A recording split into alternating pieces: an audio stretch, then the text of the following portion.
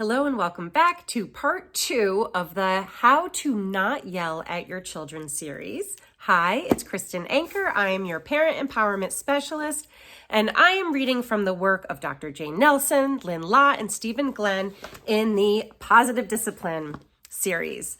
So if you didn't see the first video, make sure to watch that one on being a kind and firm parent. And this video is going to be decide what you will do and then do it. Decide what you will do and then do it. The heart of positive discipline is learning to change yourself instead of trying to control others and make them change. If you've been busy trying to control your children, you probably haven't considered the possibility that you can deal with problems by controlling your own behavior and deciding what you will do instead of what you will try to make your children do. So once you begin to focus on changing your behavior, you soon realize that actions must accompany your words, and you have to follow through with your decisions so that you don't paint yourself into any corners. It's best to think before you open your mouth.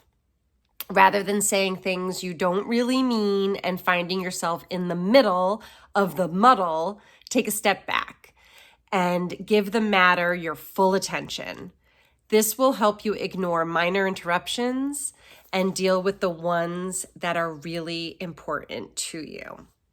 So I'm going to give you now 4 different examples of what this looks like in positive discipline and deciding what you will do in action, and 4 different parents, with all different ages. So a mother of an 11-month-old baby who was struggled through diaper changing decided to stop fighting with her child. Instead, she said, "I need your help. I'll wait until you are ready to lie still while I change your diaper." Each time her child struggled, she stopped and, without speaking, waited quietly until her baby stopped wiggling. The minute the wiggle stopped, she went back to the diaper change. It took a few times before her child started to help with the process and stay still. She showed no anger, but simply waited patiently, keeping her child safe on the changing table. I love that example. An 11-month-old baby. And I was taught that even from the beginning, asking permission to our children too. And I love that. I need your help. So this is the second one. Another parent found that she was repeating herself all the time. Who else has that problem? And she realized that no one seemed to be listening to her. After some thought, she told her children that she would make sure that they had her full attention, or that she had their full attention, and then say things one time. If they had questions, she'd be happy to answer them, but she was no longer going to repeat herself. She stuck to her guns and soon noticed how much better her children listened when she said something. If they weren't paying attention, they would ask one of their siblings what mom had said. Love that. Great example. Deciding what you will do and then following through. Here's the third example. A parent noticed that his kids were putting off their homework until just before bedtime. Oh, I've had this problem too. And then asking for help, right when it's time to go to sleep. He told them he would be available to help with homework every night between 7 o'clock and 9 p.m.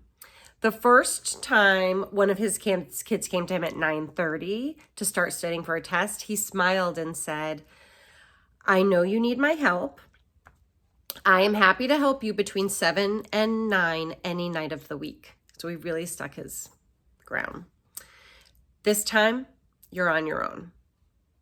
It's so easy for a parent to feel sorry for a child at this point, or think that it's best maybe to give one more chance after the "I told you so" lecture. But you can make the problem much better if you have the courage to follow through on your commitment. This is really, really hard to do, but it's so important because you're allowing your child to learn from her behavior. Keep in mind, it only works if you skip the nagging and the reminding and the lectures. This might be a big shift, but I think a really powerful one. This is a good one. And so here's the last example. Many parents have learned how to avoid unsafe driving by pulling the car to the side of the road and waiting quietly until the children settle down. I remember doing this workshop. So I've been trained in positive discipline many times, and a few times by Jane Nelson. And she does this example so well, and she does a lot of role playing and experiential lessons. So you literally are pretending like you're in the car with a mother and maybe a spouse and 2 kids in the back, and the kids practice having a fight, and then the parent learns the positive discipline tool of like pulling over and stopping the car and maybe taking out a book and reading a book and just waiting. And it's amazing how it works. But I want to go back to this example that she gave. Many parents have learned how to avoid unsafe driving by pulling the car to the side of the road and waiting quietly until the children settle down. Shopping trip tantrums have been avoided when parents take their children to sit in the car the moment the whining or the tantrums start. All the parent says is, "We'll go back as soon as we're ready. We'll go back as soon as you are ready."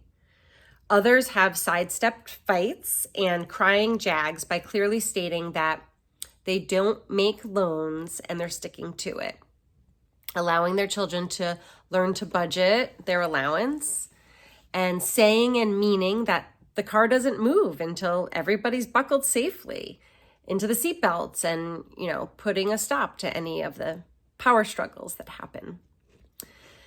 And I know it's very tempting to repeat yourself, to remind and explain instead of following through with action. Kind and firm parents save their words to talk about how wonderful their children are, or to engage in conversations about interesting topics, or to explain how life works.